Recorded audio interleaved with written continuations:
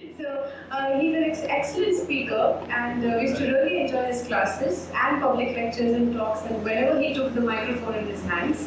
So today he's going to talk about motor proteins, and he has some excellent, insightful observations regarding this topic. You know what? He did his PhD from TIFR as well. So there you go. We have an alumnus over here. And he did his postdoc from California, and then his faculty in TIFR Mumbai. So I won't waste any more time. I'll just give it to Roop. And I mean, can you hear it, or should we just do it with the cooler? It's fine. All right. So Roop, over to you. Thank you, Abhishila, and very warm welcome to all of you. Okay, so I'm Roop here, and so has that number 8, which is non-TIFR, what is that number like right now? I just want to know where to place. Okay, good. So we will try to do a mix of more elementary and more advanced stuff. So today, as you know, that we are going to talk about very, very small things, and in this case machines. And I will try to argue that the things that I will talk to you about are small, that I have proved for, but that they can be called machines. That is up to you to decide. This is some kind of a pictorial cartoon of those machines. And there are many such machines in nature, and some of them inspire us to make our own. Though, as you will see, that the ones in nature do probably much better than what we have been able to do. So, all of you are probably, particularly there are kids in the audience, wherever I've gone, this is, everybody knows about this, and I think it's one of the most popular, novels, and then the movie, and then I think we are now running. Roop will get feedback if you stand there, so that's all you need. But then if I stand here, nobody can see on this side also. No. Okay. So, right, so maybe we are running Jurassic Park 20 right now, I don't know, movie, but so this is about very big things, Tyrannosaurus Rex and all that, but I don't know how many of you know that the same author, Michael Crichton, has also written another novel by this name, and I have read both the original novels, and this one is much more scarier, believe me, if you read it, okay? So this is about, without going into the details, about these kind of swarms of nanorobots which are solar powered, basically self-powered, and they can be organized into larger structures, and they have their mind and they can be programmed to do things. So the point that I want to make is that in many things, small is where really the action is, and in the words of Feynman, who really said that there's a lot of room at the bottom. That most of the things that you see around you, their origin is somewhere at a molecular scale, very small molecules at length scales which you do not really imagine in your day-to-day life. That is where everything starts, and it is amplified in some way or the other to more visible things like me moving my hand like this. I would believe that right now we know more about the deepest galaxy far away into space than I know about how I move my hand. That's what reality is. Okay, so we know, we are beginning to learn a lot about very small things, and therefore in nature also the kind of business end is at the molecules and within the bonds of the molecules. And that's obviously at very, very small dimensions. Right. So the Nobel Prize in Chemistry a few years ago was shared by these gentlemen, Sawaal-Jawaab and Peringa, and they have devoted their lifetime to making and not just making, I would guess, even imagining machines which in some way they have been inspired by what nature does. And I will give you one example of how they were inspired to make machines which occur in nature. So if we run the movie on that side, this is not very impressive. Okay, but if you imagine that this is something which more or less at the molecular scale which man has made, and it is being imaged on an electron microscope. Something is crawling around on let's say a surface, and that crawling around is driven by something that, let's say, an operator is doing from outside. Okay, so imagine this kind of a molecule. But many components have been made. For example, these. So this is like the chassis of a car that you must have you're aware of. And these things are imagine them as small chemical bonds which are arranged in a particular way, and you have made such a structure. Oops.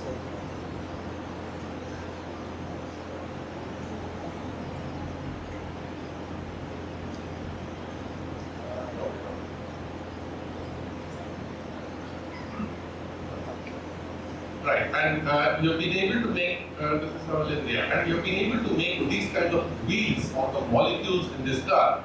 But again, remember that this is how big this car is. So you and me are about a meter long, right? So this is more than a million times smaller than what than your car. So these are processes at very small levels. And obviously, then the question is, why should you care about things that are so small? Do they really matter to you? Yes, they absolutely matter because big comes from nothing else but small. And I will try to argue about that, as we go along a bit further. Okay. Oh. Right. I'm very bad at this. Okay. So. So these gentlemen whom these gentlemen, Sawaal-Jawaab and Feringa, I won't go into all the details of their work, but the kind of things that they did is that they tried to make such molecules. So all of you have seen that these are benzene rings, these are chemical structures of molecules, but what they did is that they made such molecules where, let's say, if you shine light on this molecule, or if you change the pH, or if you apply a voltage to this molecule, some external, perturbation, if you change, if you introduce, then what is going to happen is that this molecule is going to flip from this side to that side. Okay? Now, and you can imagine this as a machine. Now the problem with making machines at these scales is that imagine a machine, let's think of a catapult. Okay, all of you have seen a catapult, and let's think of it as a machine. Something which you have made to put a piece of stone in it and throw it. You can imagine more complicated machines, but let us just imagine something simpler than that. So if you make a catapult at the length scale of molecules, nanometers, very small, and if you leave it somewhere and you go for a cup of coffee, when you come back, there will be no machine left. Okay? The reason is that at those very small length scales, I can stand very easily beneath this fan, okay? There is no problem. But if there is a small insect sitting underneath it, that will be blown away. So now imagine something much smaller than an insect, a molecule underneath it sitting here, that has no chance of surviving here for a long time, right? So the thermal fluctuations, noise, what's going on all around you is much more important to a molecule than it is to a large structure like me. So that's probably obvious to all of you. Now, what happens is that if you make machines will have different parts, and if you make such a machine and if you keep it somewhere, as I said, they won't be around after some time because they will just fluctuate and move away. So therefore, what these gentlemen, when they were making these machines, they had to make molecules which would be, so imagine different.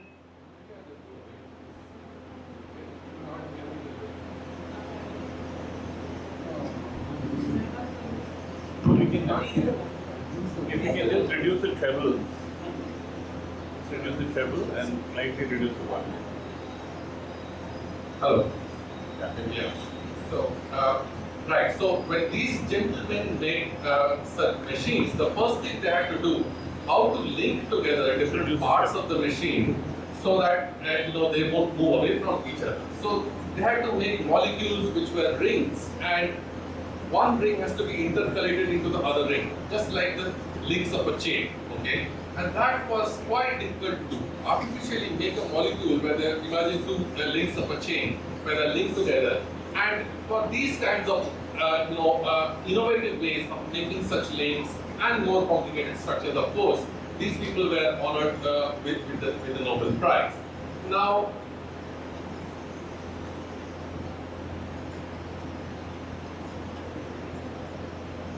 right. What inspired them to make such machines? In most cases, they were inspired by nature.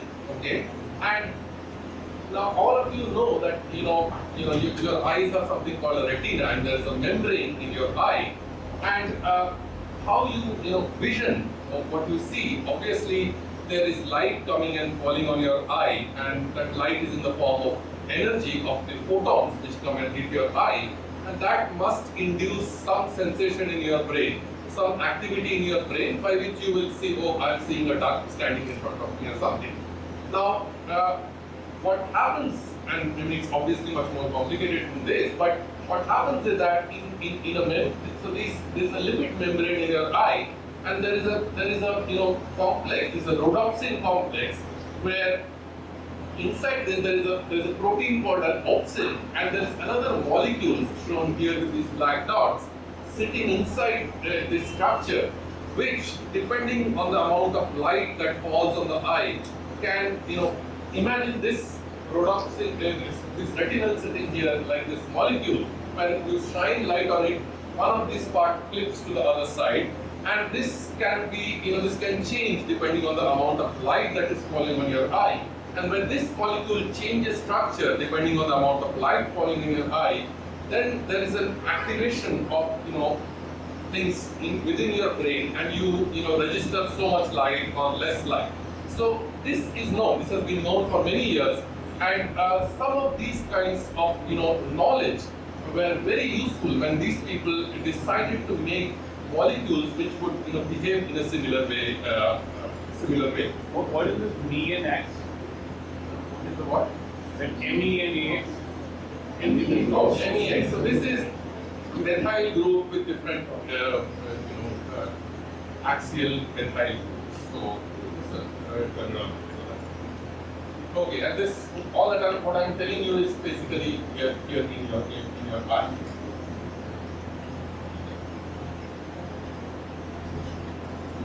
Right. So now, so what you saw here, I think you just turn it sideways, otherwise it's not responding. Just turn it slightly like this.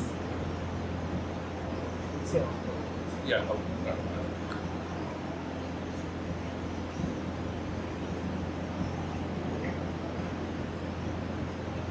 So you can now start to imagine this entire structure, this red protein and the molecule sitting inside it, as some kind of a machine, and it responds to an external stimulus, which in this case is light. Now, if we now think of the other kinds of, already what you see in this are these kind of helical structures. Can you see this in this? And immediately what comes to mind when you see a helical structure like this is a spring. Okay. So a spring is something which you will find used in many kinds of machines, actually, right? The shock absorber in your car is a spring. Okay, so we actually use springs to store energy and dissipate energy in a way in which we walk. So, and that is what can happen in many kinds of such natural machines. And so most of these machines, and there are, when I say most, take it to the pinch of salt. Most of the machines in nature, the kind of machines that work in your body, are actually proteins. Okay, proteins are made from the DNA that is inside every cell of your body, and proteins, to put it very in a very simple way, are basically, you can think of as a garland shown like this, and this garland has something like 21 different kinds of jewels in it, you can say, and these are the different kinds of amino acids. Okay, so that's why you're asking proteins so that you can get these amino acids. And now these amino acids, and they continue here, and some of these amino acids have charged groups, electrically charged groups. Some of them don't have electrically charged groups, so some of them would like to share, would like to be close to water.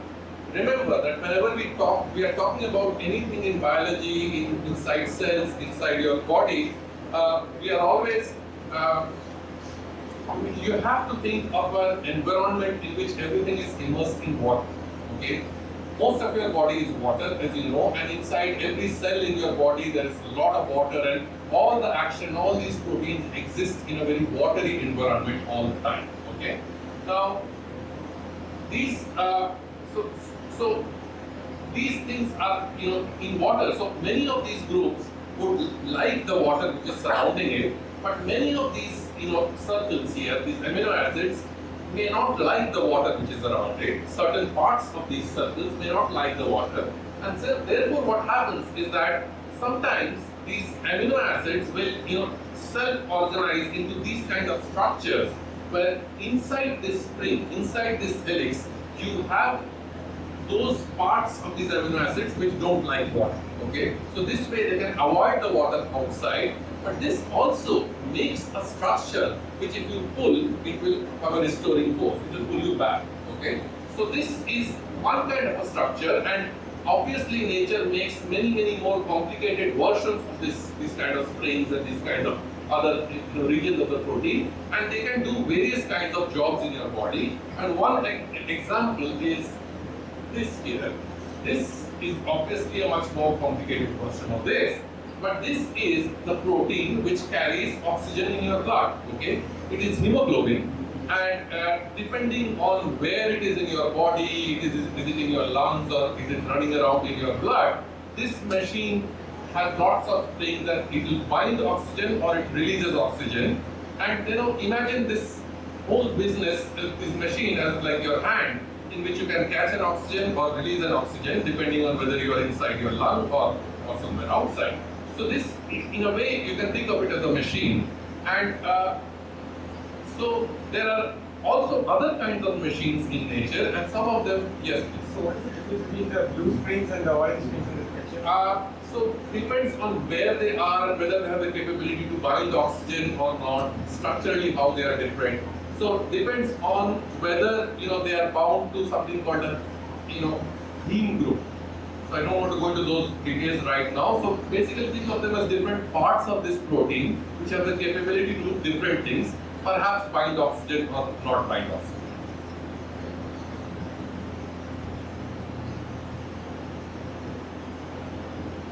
Now, right, as I said, what you see here seems to be very, deterministic. It is flipping between two kind of states regularly, but that is a very idealized picture. And as I said, that a molecule, which is, if you're a molecule sitting around on this table, you are going to be really perturbed. You are going to be really under the effect of all this wind and everything that is around you, all this thermal noise. And a molecule basically in a protein inside your cells, it always feels something like this. Okay, it is like in a ship in a storm. And so keep this in mind, that all these things which when I show you a protein, in reality it is going to be a blur which is shaking around all the time.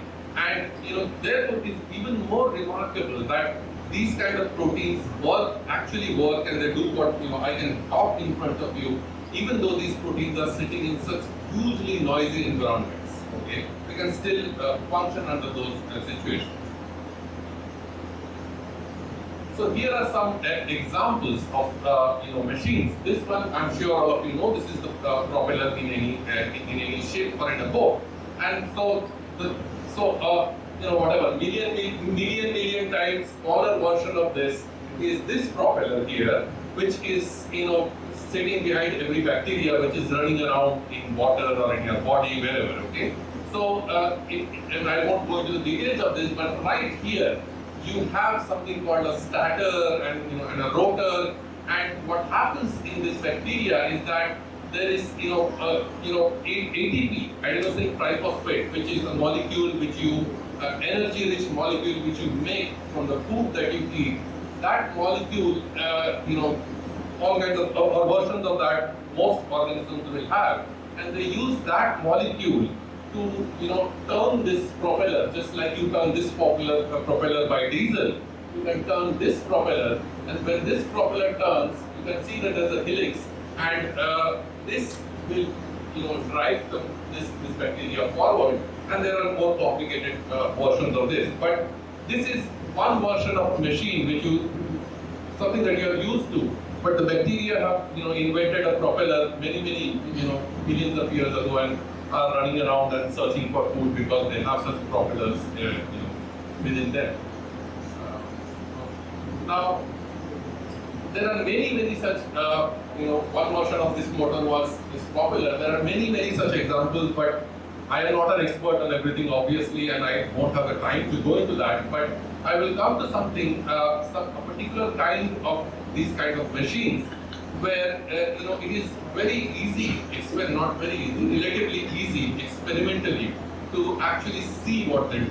Okay, and therefore kind of measure how they work and understand what goes on and what kind of things they do in your body.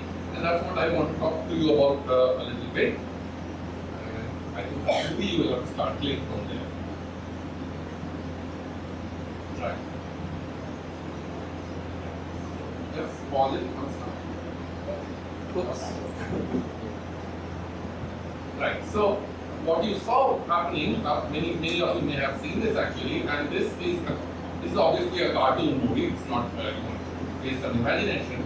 And imagine that you are inside a living cell, almost any cell in your body, and there are these kind of roads which are running around everywhere, crisscrossing inside the cell.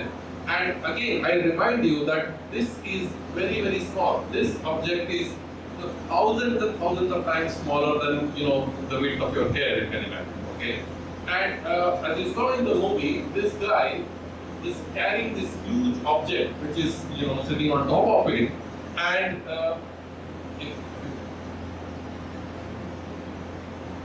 right, and stepping along in this manner. This is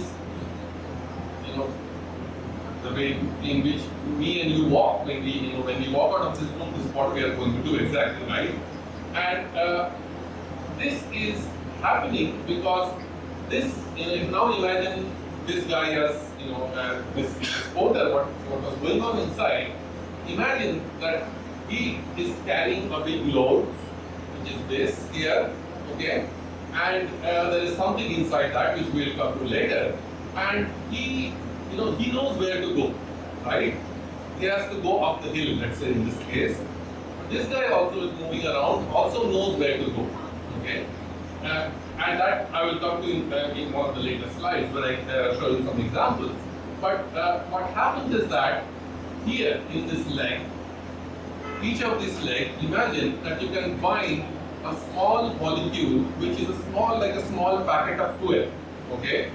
And this fuel comes in, where is this fuel? It is floating around inside the cells of your body. There's lots of it. And that fuel kind of diffuses around, and this leg here has the ability to catch one of those fuel molecules, and that molecule is called adenosine triphosphate. Triphosphate means 3 phosphate groups, and if you remember your chemistry, each phosphate group is PO4. So there's a lot of negative charge in each of these molecules, each of these phosphate groups, and you have to do work to bring those negative charges together in this molecule so you can store energy in this molecule. And when you break those phosphate bonds because of this motor, you can get some of that energy back, and you can use it in turn to step ahead, like that guy was stepping there. Now, I don't want to go into the details of how this entire cycle is complicated and how completed and how these phosphates are burnt and what happens. But the point is that when you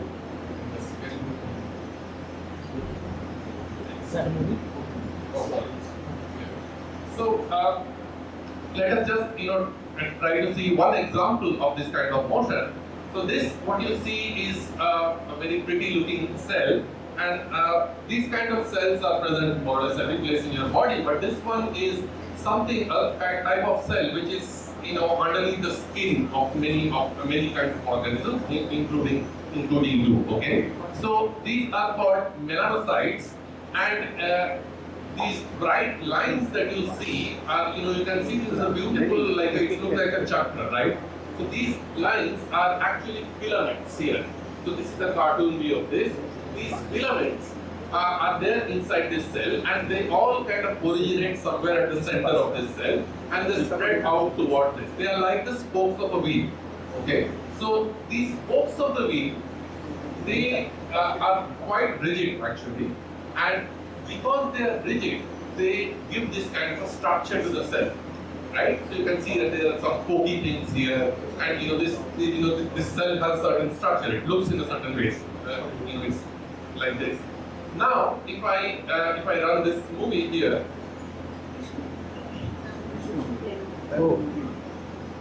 this one. Right. So now, if I run this movie, you will see these little balls of black dots, moving like this, and this is the same kind of cell which you see here, and these black dots are actually moving along these lines. Okay, and this what you see here is, believe it or not, is very important to the fair and lovely industry. Okay, because these are pigment granules, these are ink granules which are present, in many organisms, and depending on where they are, they can change your color. Okay, so and one example is that when chameleons actually change colors, or many kinds of organisms which can camouflage themselves, they can actually have these balls of ink in the cells under their skin go outside or inside, and that's how they can change their color. So this is something which you must have seen at some point of time without knowing how it happens. And this kind of, so what you must have noticed, if you can run the movie once more, is that each of these things is moving in a back and forth manner. If you look closely, there is a back and forth motion, but ultimately over a period of roughly 10 minutes or so, all these objects kind of come towards the center of the cell. Now this is a question which has been, there's been a lot of work on this, and we don't completely understand how this happens. So what is going on, if you now zoom into, let us say, one of these ink balls, let us say this is one of those balls of ink inside this cell, and here are the polymers. What is going on is that this ink ball here has this kind of motor proteins, the one which I showed you, which was moving something, and it has two kinds of motor proteins. One which generates force towards one direction, the other which generates force in the opposite direction. And because of that, because both of them are pulling and pushing all the time, this object, moves in a back and forth manner like what I had shown you, but ultimately, let us say the green motor wins in this case, and therefore all those ink dots come to the center of the cell. This need not be true all the time. Sometimes the red guys will win, and these pink granules will go towards the periphery when you want to change color again. Okay, and if you now, all of you, if you remember your, biology textbook, you will know that inside the cell there are many different kinds of compartments. You have something called endoplasmic reticulum, which is spread out. The Golgi is like stacks which are concentrated in one place, and there are many small organisms here and there. And all of this, is maintained at a proper place, and that's why you see that kind of picture of the cell in your books, right? And much of this maintaining things at the right place, this kind of a geometrical shape, is important for the cell to function, and much of that happens because all of these structures are sitting on an underlying skeleton of these kinds of microtubules, these kind of filaments or actin filaments, and they are being maintained in their position by the active forces that are being generated by these this kind of green and blue motors. Okay, so now what I showed you here is not just important for the fair and lovely industry. It is important. This kind of motion driven by motor proteins is life and death matter for you every day. here what you see, these small fluorescent, these dots which are moving around, they are actually virus particles. This is herpes virus, which is infected with a particular neuron in some organism, and they are also moving around like this. Almost every kind of bacteria which infects you, almost every kind of virus that is known to us, when they infect your cells, they jump on or they hijack these kinds of motor proteins. So imagine what I showed you as this pink dot, something like that. This could very well be a virus or a bacteria, tuberculosis, whatever kind of bacteria you think of. They get into the different kind of cells in your body and they catch these motors, and then they go to particular places in the cell where they can multiply, and after they have multiplied, they catch the other kind of motor and go out so that they can infect a new cell. Okay? So this is going on all the time in your body, and obviously your body has ways and means to deal with this kind of infection by pathogens all the time. That is your immune system. You know, if your immunity is high, you don't get the flu so often.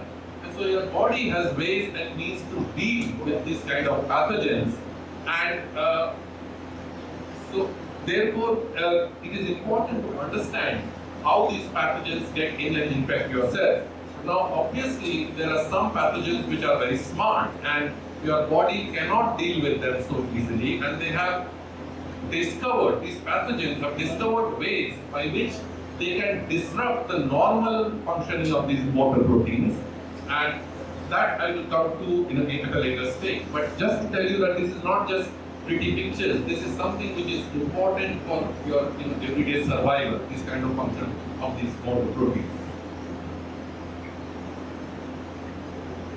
Right, so now, okay, fine, it is all good to say that there are these motor proteins and they do things inside the cell, but what can we do about it? Okay, what can we learn from how nature has built these machines, and how is it useful? Why is it useful to learn this? So when we run this movie, you will see various things moving. Can you just pause it once? Right. So this here, this outline, this object here, it doesn't look like very much, but this is a particular cell. It is an amoeba, okay? There is an amoeba that grows in the soil. That is also a cell.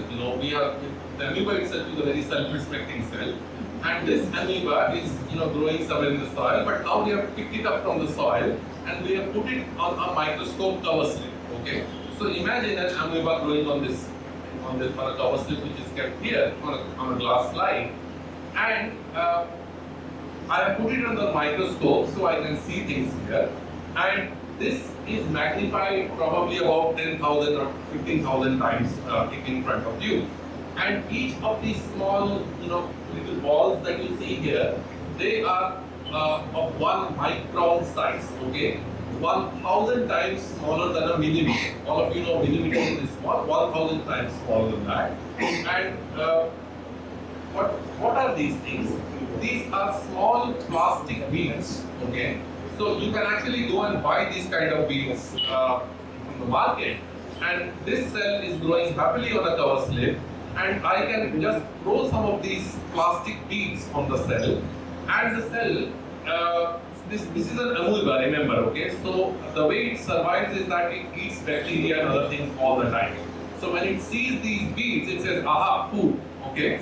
And it will eat these beads inside, and now these beads have gone inside the cell, and once they go inside, each of these has is covered by something called a lipid membrane, and there's no board here, right? So each of these is covered by a lipid membrane, and on this membrane, gradually these kind of motor proteins which I was telling you, they start accumulating on that membrane, okay? And when they accumulate on the membrane, these motor proteins start doing what they like doing, which is moving around here and there. And therefore, when we run the movie again, they will again start moving around. And that's what you, okay. So, yeah, so, right, so, yeah. There is very often, and that's, when you get old, it happens to you. Probably. I don't think the amoeba will care about it, doesn't grow that old. But that does happen in many cases. Yes? How is this because of the motors? Right, so that's, you could argue that it is just diffusion. They are diffusing around.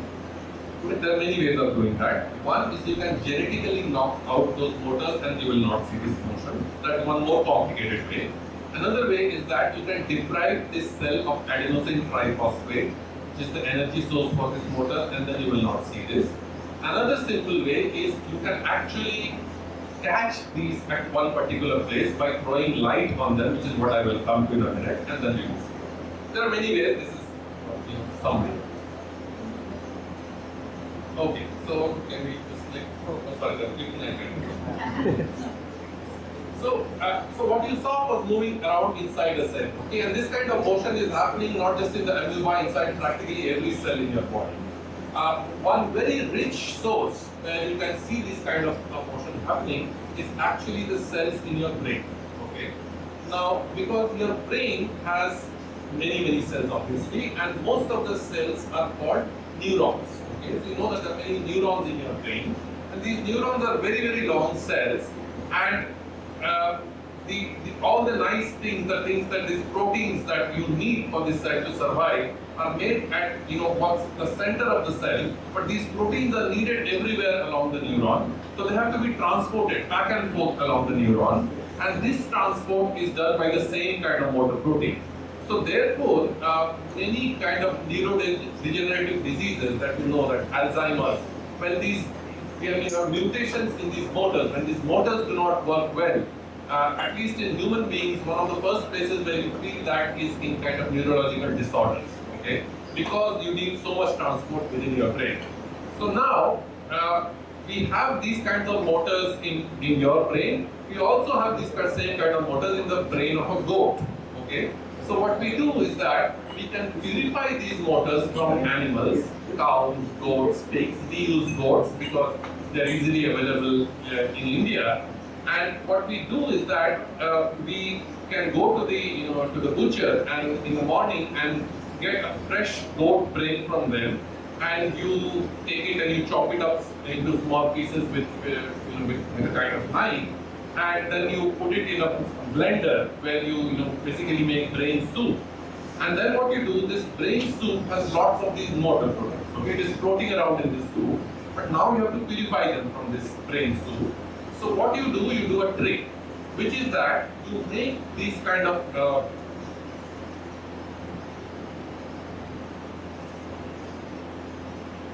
right.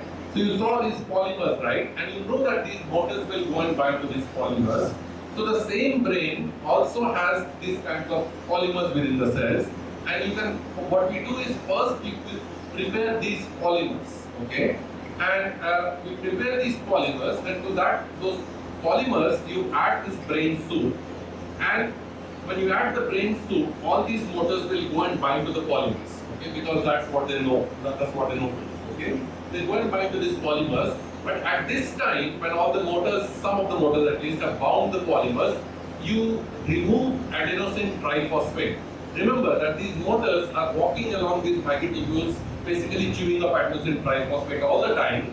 But let's say they are walking like this, and suddenly I remove the adenosine triphosphate, they will get stuck on these polymers because they cannot go through their cycles. And so if you do that, if I can in some way remove the adenosine triphosphate from this brain soup, you have lots of motors stuck to these filaments.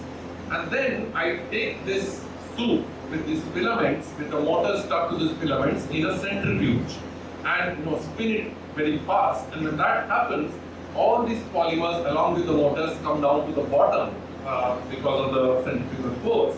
And then I can throw away the top, and then I add adenosine triphosphate again to this mix, and then the motors again, there is more energy, let us start walking. When they walk, they can release from the microtubules, and then you can purify these motors.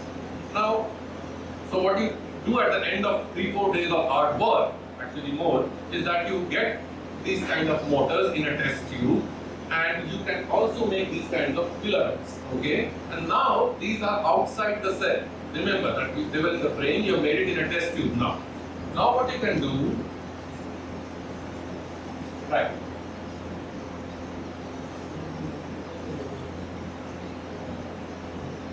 Go back. If I click here, it will only go forward. Oh. Oops. Right. So now what you can do, now what you can do, if you look carefully, you will see very faint line here along this, and that is one single microtubule. You remember those filaments inside the cell?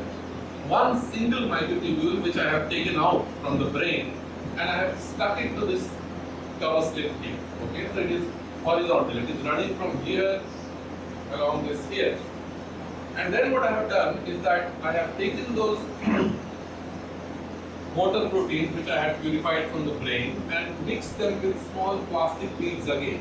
These are the same beads which were moving around inside the cell. But remember, this is not inside the cell now. This is in a test tube basically. And I throw lots of motors on these beads, and remarkably, some of them are still active. They will do their job. So then when I run the movie, you can see what's going on here. And this object is not moving, so I am not cheating you, okay? You can tell. I could just move the whole thing, that's not happening. This object is not moving, the other things are moving. So that means that whatever motion you would see inside the cell, you can actually replicate that outside the cell here. And you can see, they keep moving like this. It's nice and pretty to watch. And you can do a lot of things by watching it. But you can also do, a little more than that. And one of the things that you can, right. So when these motors are actually walking, they are walking on these kind of stepping stones. Okay. And what are these stepping stones? Imagine this girl is a motor, and she has to walk on these stepping stones. These stepping stones are actually particular places on that filament where this hook can bind. It cannot bind everywhere. Okay? So those are these steps, and they are real motors because here in an electron microscope, this is what a motor looks like. Okay, not very impressive, but this is what it is. It's about a very small, obviously, and this is a cartoon of it. And here are the two, these legs are in these regions, and they will do something like this when you let it go. Right. So for these kind of proteins, these kind of motors, what you can also do is that now that you had those beads, The technical term for this motors. Sorry. Technical term. Okay, the technical term, there are many technical terms. These are called microtubule motors because they walk along these microtubules. They are broadly classified into two kind of families. They are called the kinesin motor and the dynein motor. Why these names? Because, so let me back is also okay, so these green motors which generate force towards the center of the cell are called the dynein class of motors. Just so that you remember, dynein is derived from the word dyne. Dyne is the unit of force. Okay. The other motor here, the red one, which moves in the opposite direction, is called kinesin. Kine, K-I-N-E, is the Greek for motion. Is the Greek word for motion. So that's kind of background. If you want more technical details, there are many classes of kinesis and dynein, but let's not get into that.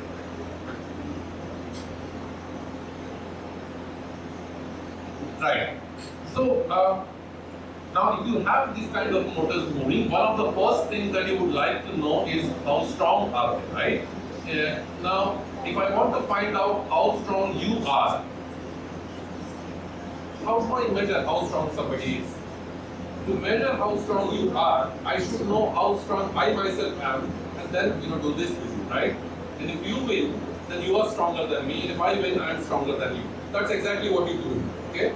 So to measure force, how strong somebody is, you have to oppose that person by a calibrated force, a known force, and that is exactly what you do here. So this dotted line is that polymer along which these motors were walking. And in this case, you remember that this polymer, I told you, this microtubule has been stuck on a cover slip. okay, on a microscope cover slip, and this is a microscope cover slip. So imagine that here I have a microscope cover slip on this table, and on that I have this microtubule. I just kept it like this here, and then what I do, I go down beneath this table and take a laser, just like this laser, only more powerful, and I shoot this laser up from beneath, okay? And I keep a lens under the table so that the laser focuses somewhere here, okay? And that is exactly what you see here. Here is my laser going up like this, and here is a lens. This is the objective lens in a microscope, but just think of it as a lens.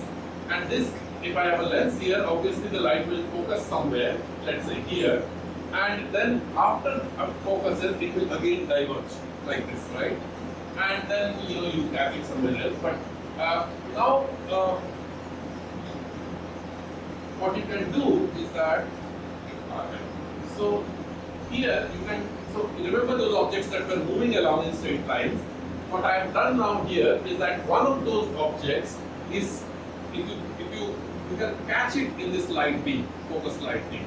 So why can you catch something in a focused light beam? I won't go into the details of that, but very simply, light consists of things called photons. All of you are probably aware of that.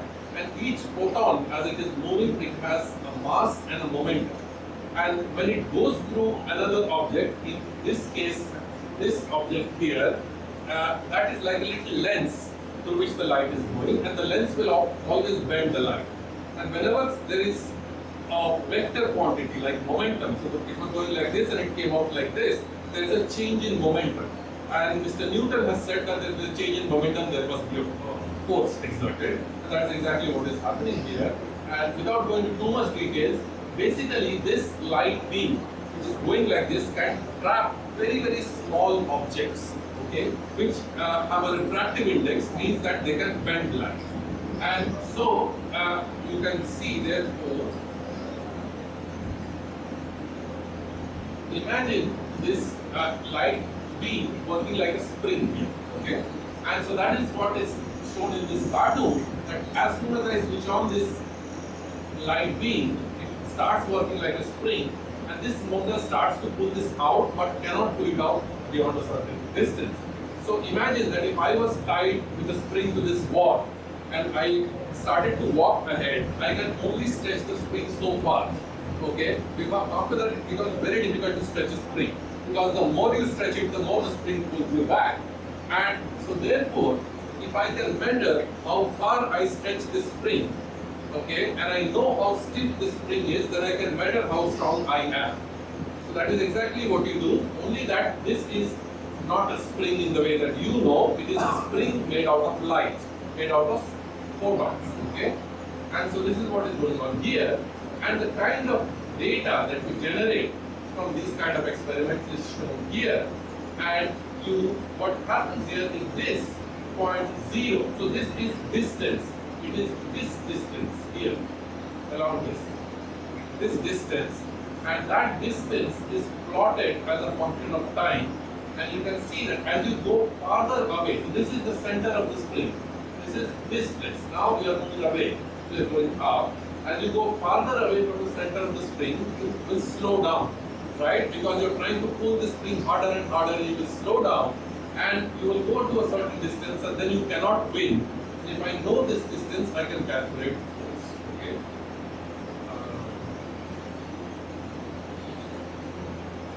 So I will stop showing slides now, rather than this one. So now this is all very fine, that you can measure how strong a particular motor is, but the picture I have been giving you till now is actually not correct, in the sense that I was telling you that there is one kind of a motor which is attached to a spring and pulling it along the cargo. But in reality, if you look inside, most kind of things moving inside your cells, like those little balls of ink that were moving around, you have many motors which are attached to a single cargo. Some of them want to pull something this way, the others want to pull something that way. And by mechanisms which we do not completely understand, the cell can control the relative activity of the green and the red motors, and their relative numbers also. And by doing so, it can dynamically decide where this object will go, towards the center of the cell or towards the periphery of the cell. And this is something that we have been very interested in understanding. How does the cell control the relative activity of these two kinds of motors and decide where this object will go? Okay, and I think that is my last slide. Right. So, what we were able to find a little while ago, and I think I will stop the slides here, is that now if we run this movie, this is again, observe closely, these two objects are tied together, but there's something connecting them, and they, what does this remind you of? This reminds you of a tug of war, right? So this is exactly what is happening here, that you can actually see these two kinds of motors which are pulling this apart, and this kind of a tug of war is happening inside cells and in this case outside the cell. And so this is kind of the picture here, that on this object we have both kinds of motors and which are pulling this object apart, and this happens very often when it's happening in your cells when you get the nutrients and some kind of a cargo cord and endosome. Okay. Now what we realized a while ago was that this kind of a tug of war, when you see a tug of war happening in a school, maybe if your children are doing a tug of war, you will make a team of 6 children on one side, 6 children on the other side, right? Nature does not do that actually. Nature makes, at least in this case, makes a team where there is one strong guy on one side and multiple weak guys on the other side, okay? And though we are still trying to understand this, but one of the reasons might be that you can add or remove these weak guys, one or two, you can change that, and you can therefore control this process. If you have two strong guys opposing each other, it is very difficult to control anything. Okay, they have their own mind. Here, by whatever mechanism, you may be able to control this entire process better, but that's a story for another day. And this is made by Anushila, who's here, is that what we have lately realized, but it's more technical, I will not talk about it, is that you can imagine on each of these cargoes there is a hypothetical coin which is being tossed all the time, and this coin toss decides whether one kind of red motor will get activated or the green motor will get activated, and that decides whether this object will move in this direction or that direction. I think I will stop there, and before that I will acknowledge all the people who fund our work and the students who actually do all this work, and it's kind of some depiction of so if there are any questions I can take them, or if you would like to know in what kind of biological processes, which kind of diseases we study these motors, I can try to tell you more about that. So it's up to the audience. What happens to the motors when they reach the end of the microtube? Yeah, so it's not entirely clear. Different kind of things can happen. In some cases, the motors can be degraded. Okay, that kind of work is being done by actually Anushila's lab, their mentor's lab. Sometimes the motors can fall off, and they can basically get into the cell and diffuse around, and they can be caught somewhere else. These are very difficult questions to ask. Nobody knows very well what happens. In some cases, they may get degraded, but may not be enough. In the experiment that you showed that the microtube was on the power slip, Yeah. In that case, how is the directionality decided? I mean, they seem to.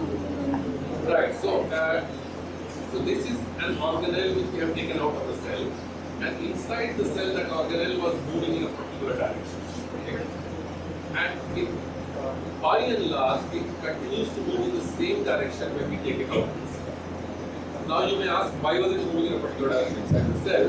And the answer to that is not. Hello.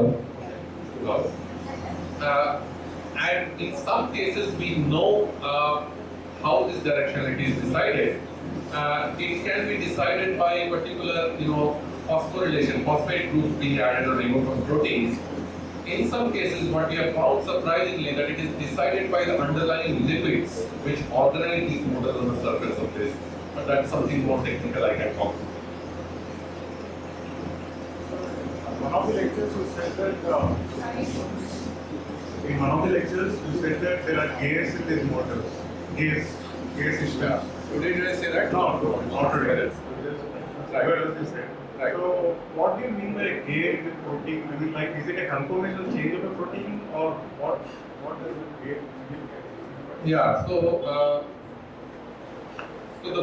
what we believe, based on some experimental evidence, which I don't want to go into right now, is that the dynein motor, one of those motors, the way. So what is a gear in a car? Okay, if you just think of a gear in a car, it is something which connects your engine to your wheel. Okay, and there are tools. If you have seen a gear, there are tools, and you can connect it to the wheel so that let's say one rotation of the engine leads to two rotations of the wheel, or half a rotation of the wheel. So it is a way to couple the mechanical output with the engine output. So something like that seems to be happening in this. Now imagine a car with a gear where if you want to go uphill, you will shift to lower gears, right? And that's when more rotations of the engine lead to less rotations of the wheel. Okay? So in response to an opposing load going uphill, you slow down. That's why you go in first gear. So something like that seems to happen in the dynein motor, that when somebody pulls it back, and that somebody can be the other motor, which is the kinesin, the dynein motor is able to shorten, is able to slow down very rapidly. Okay? And if you ask me, how does that slowing down happen? Why can't other motors slow down? The evidence right now, though this is also under debate, is that inside every foot of dynein, there are multiple sites in which you can bind ATP molecules.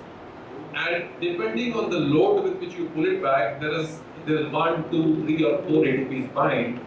And when they bind, they can change the size of that that ring-like structure in the dynein, and that changes the flexibility of the entire machine, and that is somehow that the gear works. Beyond this, we don't know. So in the tug of war movie which you had shown, Right. so mostly in the cell, the tug of war happens within a cargo itself. Like On a cargo, yeah, on a cargo. What you have shown is two different cargos which are having a cargo. Not really. That was one cargo, but I'm showing you a later stage. Because of the tug of war, that guy got pulled into things, and there is a thin membrane which you could not probably clearly see. So that was one guy. What is the cargo usually? Oh, many things. So the cargo can be mitochondria in your brain, and it can be all kinds of virus particles, all kinds of pathogens which infect you. Even the entire Golgi is like a cargo, Golgi of the cell. So many kinds of membrane-bound organs. One cargo which we have been very interested in actually is fat. Okay, so you know that many cells in your body store fat. These fat particles inside the cells of your body are also moved around by these same motors. Okay? And we have been trying to understand how that is important for some particular disease, in this case hepatitis C. Okay, so how this fat is controlled in the liver is something we have been very interested in. So there are many kinds of cargos. They also carry any extracellular maybe, not indigenous to body, some extra cell. Like one example was that there was that cell growing, and I threw these plastic beads from outside, right? So they will carry them. What is the criteria that is needed for this molecules to be carried? No, so what happens in most cases is that let's say you inhale some foreign object inside you, and you are going, let's say maybe some diesel fumes or some particles. Those will go into your lung, right? And inside, in the lining of your lung, there are cells which will try to eat these foreign particles up. And when they eat them up, they enclose them in a membrane. So that particle does not remain the same. Once it goes into the cell, it is enclosed, like when you carry water, you carry it in a plastic bag, right? The same thing the cells do. They enclose everything in a membrane, where now if it is covered in this membrane, then the cell sees the membrane, and it does not directly see what is inside. So if you ask for a criteria, mean criteria by what? By size? Size, lipophilicity. Yeah, so lipophilicity, I really don't know the answer, but the reason is these things are known. can we apply this to drug delivery? Yeah, many people are trying to do that. So many people are making specific lipids, okay, which so if you enclose a drug molecule inside a specific lipid coating, what they most of them want to do, they want to avoid the motors actually. They don't want to go to the endosomal lysosomal pathway because then the things get degraded. Okay? So people are trying to make these kinds of lipid enclosed drugs which avoid this endosomal pathway. But maybe one can think of some ways in which you can target a motor protein to a drug, okay, and then take it to some place, but right now we can't do that. So at a given point of time, can you have both the kinesin and the dynein working together? Yes, you have. So you can actually see evidence for that. You can see them. So that's exactly what I was showing in that movie where they were pulling this object like that. On the same cell? On the same carbon. Yes. Yeah. What is the question you are trying to address in your research? Yeah, so I didn't want to get into that right now. So two questions broadly we are trying to address is so when any kind of bacteria infects you, okay, these bacteria to infect you obviously have to get it into the cells of your body and then they have to multiply. Okay.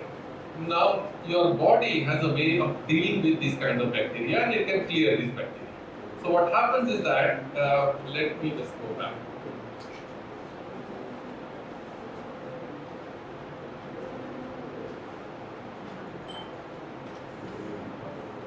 Go back. Keep going. Keep going. One more. Yeah, let's stop. Yeah, let's stop. So imagine this cell is a cell in your body, suppose. Okay? And there are bacteria which are coming from outside. That cell will ingest these bacteria. These are immune cells in your body, they are doing it all the time. And now imagine this little ball of plastic, there could be a bacteria inside. Okay? That bacteria, when it gets in, it moves inside, it has your cell will try to kill that bacteria. That's how it keeps you safe. But the place where the bacteria is killed is at the center of the cell, usually.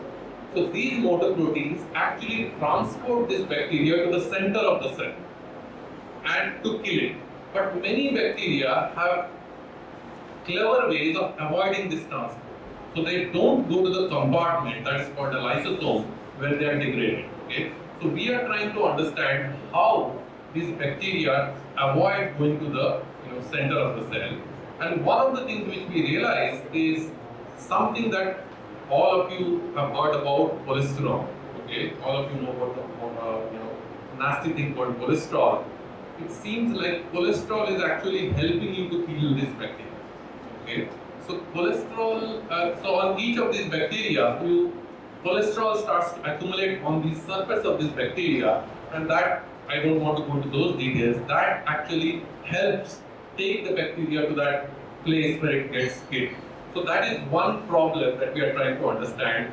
How does cholesterol accumulate on the surface of the bacteria and how it helps the motors to get recruited here and take it to be degraded. That is one problem that we try to understand. The second problem which I briefly talked about is how fat particles are moved around inside the cells of your body. One particular problem that we are interested in is that how your liver manages fat in your body. All of you know that the present century, one of the major kind of diseases that we have are related to obesity, diabetes, fat. Okay, basically we have too much fat in our bodies because we don't exercise as much as we should, and some organs in your body, for example your liver and your fat cells, can deal with this fat. But other organs like your heart or your muscle cells, they cannot deal with this fat. So how the liver sends fat out to different parts of your body, that is also another place where these motor proteins are responsible for that, is something that we are trying to understand. And when the liver cannot control how it sends out fat, then you are in trouble. So all of you must have seen in your blood report something called triglyceride, VLDL triglyceride, serum triglyceride. That serum triglyceride, when it is sent out from your liver, it is because of these, part of it is because of these motor proteins that we are trying to understand. on these tracks, are there some kind of traffic signals or checkpoints to ensure that whatever is moving, it's moving in the correct direction and at the correct speed?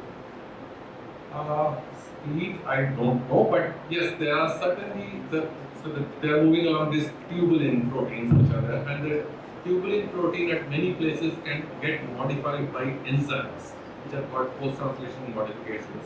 And the motors, if there is a modification there, it can be like a bumper in front of you, okay, or it may serve as a brake.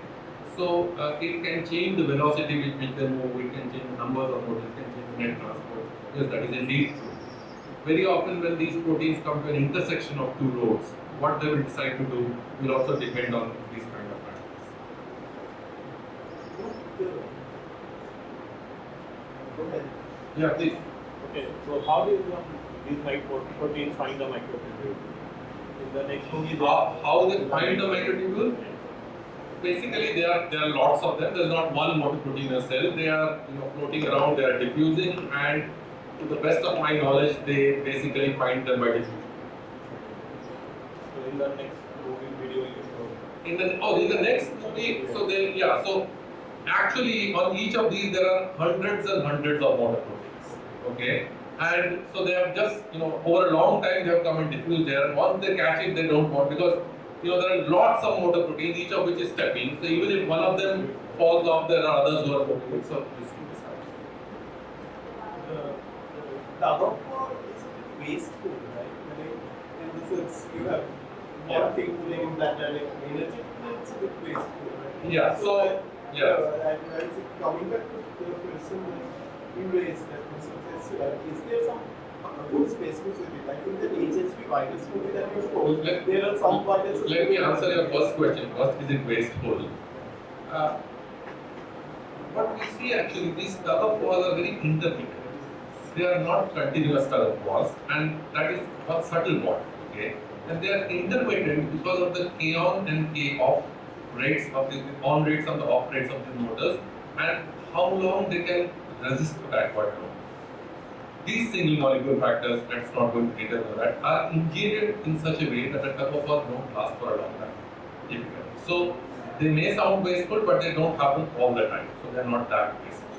Okay, then the next question. Yeah, in the HSV virus movie, so maybe some virus particles are moving towards the cell body, others are moving in the other direction. Right. But in that movie, actually there were particles moving in both directions. Right. So they were the screen in the Right. So, but the particles, is there something distinguishing the two particles? Is there some kind of a cargo where, say, mature viruses go with dynein, immature go with kinesin or something? I can't give you the answer for that particular virus. I don't know honestly, but for these kind of objects, which are phagosomes, yes, we do know that the mature phagosomes are driven predominantly by dynein, and the immature, the early phagosomes are driven by a mix of dynein and kinesin. And the reason we have this difference is, at least we think, is because of the accumulation of cholesterol as the cargo matures. Old phagosomes have more cholesterol, which makes lipid drafts on them and the dynein clusters there, etc. So, like in this movie, like the leaves are moving. This or this? Lower one. Lower one. So it's moving only in one direction. Yes. So Why? in the last movie, you said like it should always have a tug of war. In the last movie, you said it should always have a tug of war kind of thing. Yeah. So how did you manage to? So here we managed to do that because it's a completely artificial system. Here we purified only one kind of motor. Okay, and which we put on these beads, therefore they are all moving in one direction. So the other kind of motor is not there, so that's why this is. Yeah, I should have said that, but I forgot. Yeah. So what happens when there is a malfunction in the or is there a replacement criteria for the To a particular motor? This is very hard to answer this question, but you do know that when there are particular, these motors are obviously a sequence of amino acids. I mean, there are mutations, some amino acids get changed, and the motors don't work well. They can, you can see these kind of traffic jam events, which is probably what happens at least to some extent in many kind of neurodegenerative diseases. Okay, so, yeah, but if you ask what happens when suddenly one motor stops working, it is replaced, There's no way of answering that. What exactly are they going towards? When we are saying that they are moving towards the center, Right. so where exactly are they going to? What are they being carried towards? Right. So they, depending on the kind of cargo, the answer is different.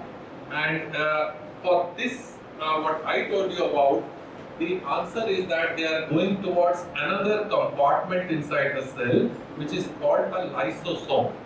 Lysosome is a very acidic place inside the cell, where you take, it's like an execution chamber. You take the bacteria there and you make it acidic, so there are enzymes which basically kill the bacteria. So there are a lot of different kind of. There are a lot of different kinds of cargoes which which are going for different purposes. Very often we don't even know why. Why? This might be a very elementary question, but what was it which prompted scientists to think that there was something like a motor protein inside the cell? Because this answer will be different if you are a biologist or a physicist. If you are a physicist, then the simple answer is that look, it was known for a long time that mitochondria and this kind of stuff are micron-sized organelles, okay, and they are hardly going to get anywhere if they just diffuse around. So, and you knew that we know how big cells are for a long time, and so if you are a mitochondria, you won't be going too far if you just rely on diffusion. So, people would have intuitively guessed that you need some kind of active-driven transport. Okay, so that was, I guess that's the background in which people started looking for this, and then actually, when for a long time, 40, 50 years, people have known when you look inside a cell, you can see things moving too fast for diffusion. So that has been. What are you? Sorry? Are you a biologist? Physicist and biologist. Are these motor proteins present inside the nucleus? Inside the nucleus also there are some proteins which do generate force like this. They are present, and there are, like I told you about this tubulin and actin, there are versions of these kind of polymers also present, but they are much less studied compared to the ones outside. Is the number of proteins found somewhat similar or are they fixed in a cell? In one cell, how many number of proteins you are saying? Oh, billions, millions and billions. Oh, but is it a fixed number or is it anywhere close to being? You are talking only about motor proteins or all kind of? Well, it's not going to change hugely, but it's hard for me to. So the number will be, quite large numbers. Okay? Thousands and probably tens of thousands of motor proteins. But exactly what is that number as a function of time is very hard to know. I don't know the answer. I don't expect it to change because there is a lipid membrane enclosing this entire thing, and that lipid membrane will not allow a motor protein to just go out. Any protein to go out, just like that. So in the control set of experiments where you just have one kind of protein. Can you repeat, please? Yeah, I'm saying in the control set of experiments where you have just one kind of protein walking in a direction. Yeah. How do the motor proteins decide what direction they have to walk on? Yeah. So if I can.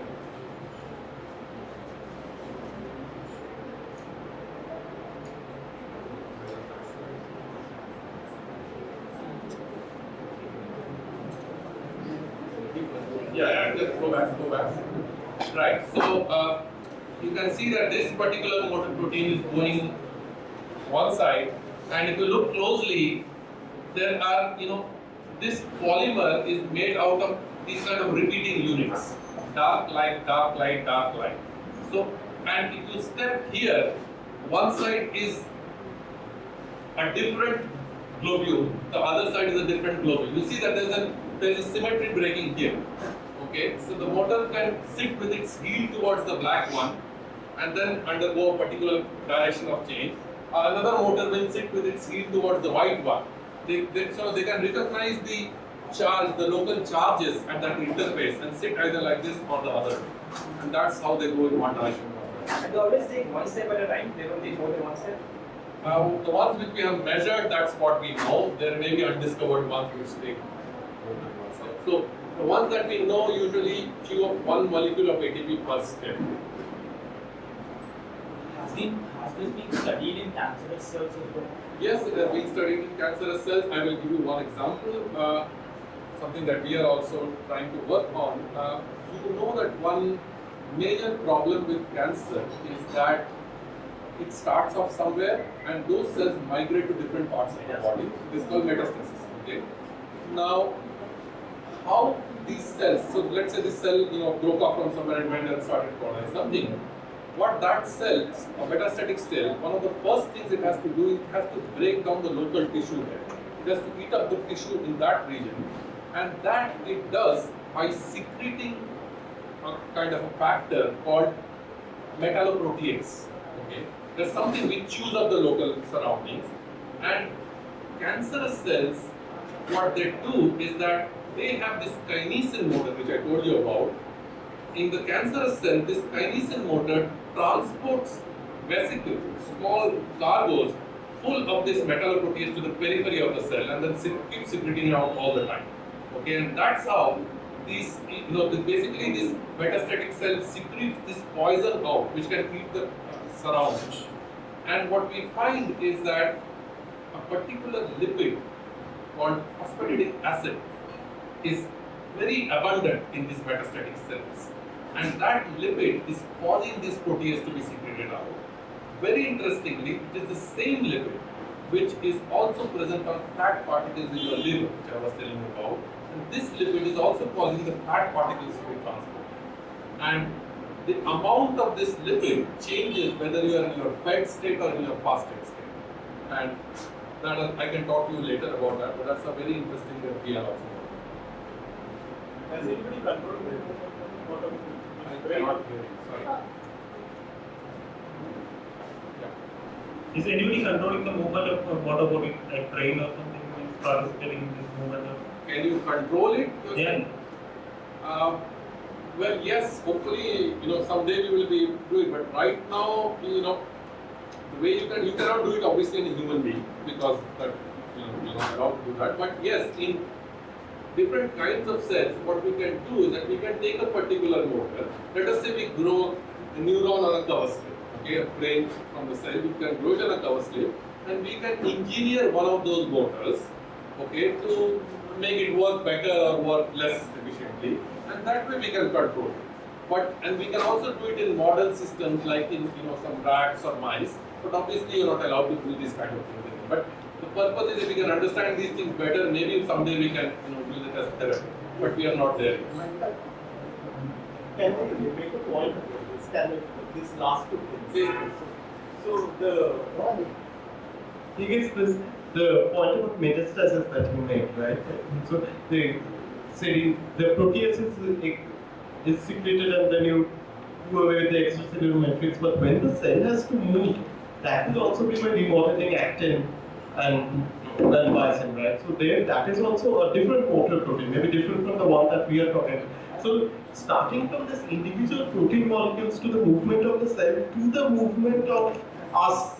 When I move my hand, this is also a different kind of motor protein, actin and myosin, which is ultimately manifesting itself as a macroscopic movement, right? Even that we can talk because the way things vibrate inside because of this same motor protein. Yes. And what you said about the brain, this is happening at the level of the cell. So the brain perhaps does not control it, but obviously this movement of the hand or that the fact I'm deciding what words to say, these are calcium signals which will be translated to calcium signals, actomyosin contractility, and ultimately this come out as words or movement of my hand. So in that sense, perhaps the brain is controlling some motor protein movement, because when I decide to do this, raise my hand, I am taking an active decision which has to be conveyed to my muscles, and there will be a calcium flux, there will be changes, chropomyosin and myosin, and then some actin, a bunch of myosin molecules will pull some actin cables together, and that will manifest itself as a movement. So the fact that I'm talking, the fact that I'm moving my hands animatedly, all of this is down to motor proteins. Yes. So, if a cargo has to reach a particular destination, how does it know that okay, I have to take this road and not the other? I don't think it knows. So, I don't think it knows. There is some amount of stochasticity in this, and things are not so deterministic. I don't believe things are that deterministic. I have to go there and I know. To add to our question, so if you have two cargo molecules which have the same destination, Right. but then one has to be delivered faster than the other. Right. Say like it's on prime delivery. Right. Something like that. Yes, there are many kind of cargoes which move at faster rates. There are cargoes which move at slower rates. They can have different kinds of motors attached to them. One can have more motors attached to them. That's why it moves faster. The lesser motors. All these, nothing is homogeneous. There are many shades of gray. How many kinesis? How many different kinesis do we have? Well, in you and me, we have 45 different kinesis. Does kinesis 45? But interestingly, at least the dynein which works in your cell, there is only one. But there are others in your serial or what. What is the start and the end point of this? What is the start and where does it start and where does it end? I cannot give you a very precise answer to that because when they are walking, at every step there is a chance they will detach. So what if it does? I mean, is They- it a break there or is it degrading there? Many things can happen. All of the things which you said can be true. Okay, so they can just the cargo can just get stuck at one place. It can also, this motor can detach to this, so it can get stuck when it is still attached to the micro. It depends on what It depends on the cargo. It depends on where you are in the cell. It depends on the kind of motor. There is no one answer to this. Honestly, we don't know. Very often. So if there are many motor proteins together, so how do they sync together? How do they sync together? So that is $1 million question. We don't know the answer to that. In some places we have some hints. They can be synced together by other, let's say calcium, for example, what you said. Okay, we have a calcium flux which can activate one kind of motor. Your calcium ion comes in something else. That may be one way of syncing. If you have these two kinds of motors, sometimes they are phosphate group added and removed. Sometimes it may not be anything else. They may be synced together just by stochasticity. Okay, because of the rates at which they attach it, and then if you run a computer program with just stochasticity, you will get an output, right? It can be like that also. So what I just showed you the picture, they seem to be synced by coin tossing. Okay, and that's something which I don't want to do. Are there any accidents on the track? So you have to remember that all this is happening in an environment where there is no inertia. Okay, this is highly viscous. If you know about something called the Reynolds number, this is basically everything is dominated by viscosity. Then even if you bump into somebody else, you're not really, there's nothing like bumping into somebody. So accidents happen when you have a lot of inertia. Here there is nothing like inertia. You talk about machines, you always associate efficiency of the machine. Yes. Can I give you a number? Not a number. I mean, is there any way to quantitate? Yeah, there is. Absolutely there is. Okay, but I will tell you one example. This motor, kinesin, we know it burns 1 ATP per step. How it does so, let's not get into that, I can tell you, but let's not try. Let us assume it burns 1 ATP per step. Each ATP molecule, hydrolysis of one, the gamma phosphate, gives you a certain amount of energy. It is 100 piconewton nanometer. It's force in the distance, so piconewton, those are the relevant units here. 100 piconewton nanometer is the input energy. This kinesin exerts a maximum force of 6 piconewtons and it takes a step of 8 nanometers. So the work done is 6 into 8, which is 48, approximately 50 piconewton nanometer. So it is 50% efficient. 100 piconewton units of energy input gives you, so yeah, 50. The dynein motor seems to be less efficient, but there are also. Now compare this to the best machines that we have made, like the Honda Accord. Okay, that is an efficiency of 10%.